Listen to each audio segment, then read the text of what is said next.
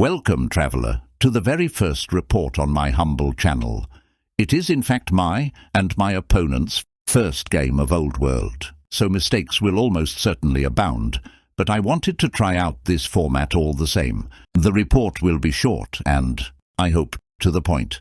There are plenty of channels pumping out long-form reports, but it seems there are few now left to keep the legacy of such creators as Mr. Malorian, Once Bitten, and Lord Tremendous alive. Fine.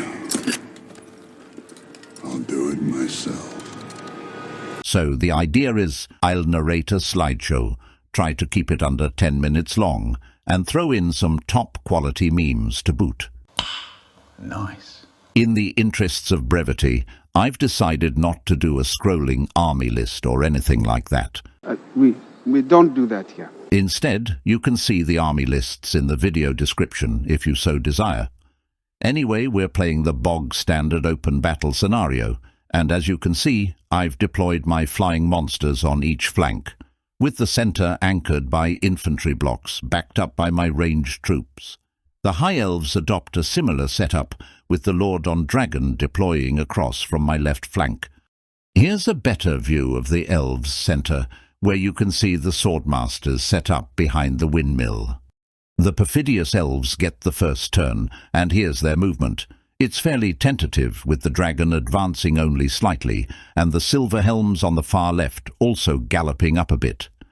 The Swordmasters start wheeling round the mill as the Spearmen take a few steps forward. The Elf Lord is only riding a Sun Dragon, so he does well to exercise caution here. Shooting from the archers and central bolt thrower slays 5 skeletons, but the bolt thrower on the right fails to kill any tomb guard. A few buffing spells go off, and that ends the turn.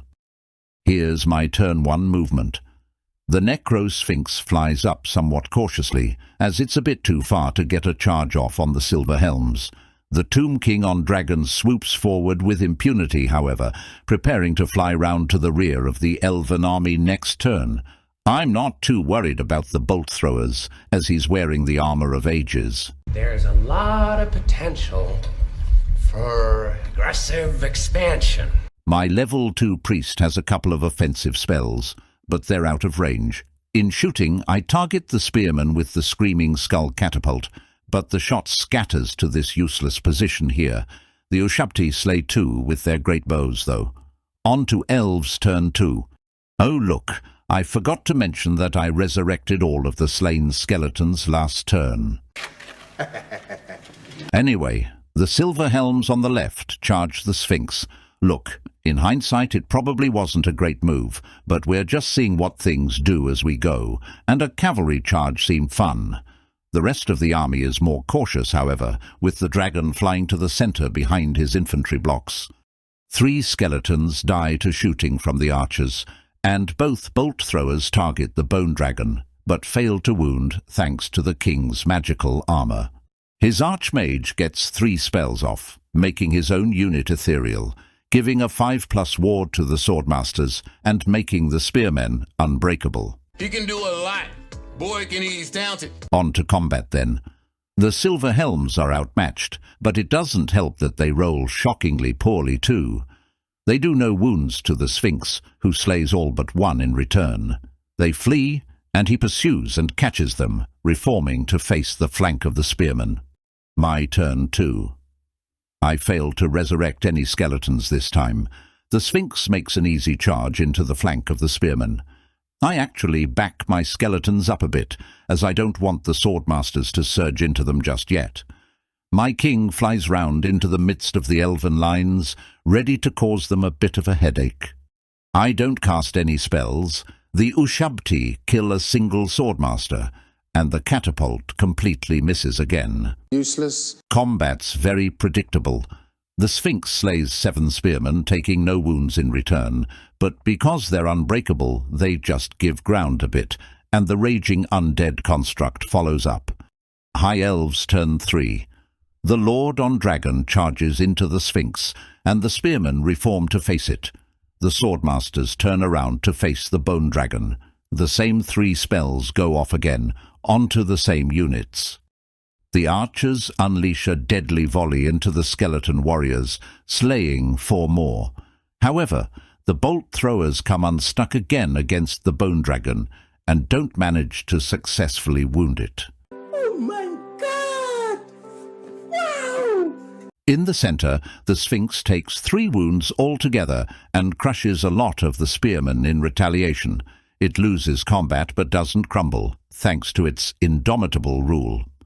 Unfortunately, the Elven Lord just isn't kitted out to be that killy, as his magic sword is only strength 4, so the Sphinx is able to shrug off most attacks. The Lord also rolls terribly with his hit roll, like the Silver Helms before him. They must have trained together. Very amusing. In my turn 3, the Scorpion charges the flank of the beleaguered Spearmen, and the Tomb King obviously charges into the Swordmasters. You can see here that quite a lot of the skeletons have been resurrected too. In shooting, the Ushabti can't do anything, but the Catapult finally lands a direct hit and crushes 4 archers.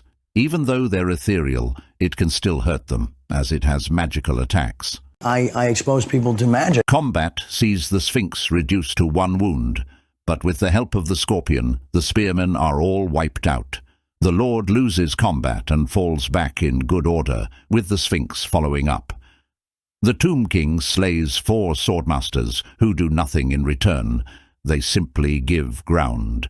Elves' turn 4 is fairly straightforward. The Mage leaves his unit to try and get in range to cast a magical missile spell, but he fails to cast it.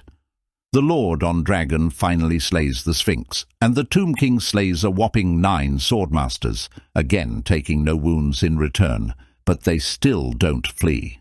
Oh, and the Scorpion is brought down to 1 wound by shooting. Tomb King's turn 4.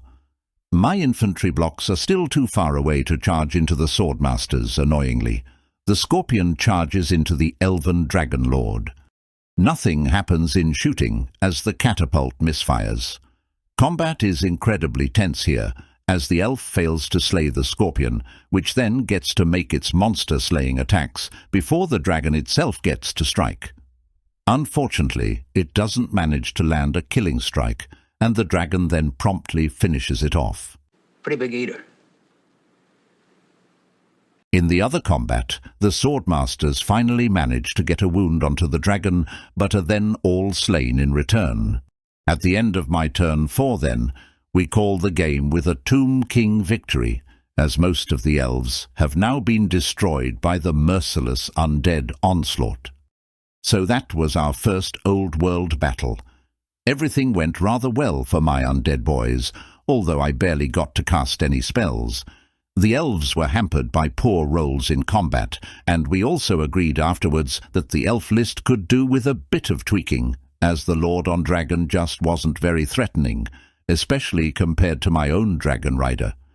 But that was just a first attempt at a list, as we just wanted to get a feel for the mechanics of the game and get some models on the table. I have a feeling that next time I face these elves, I'll be staring down the gullet of a star dragon, which is a somewhat more terrifying prospect. Anyway, I think that will suffice for the report, so I'll bid you all good day and see you in the next one. Oh, before I go, a couple of mentions. If this game looks familiar, it's because I have a separate channel with my opponent where we upload video reports. The link is in the video description.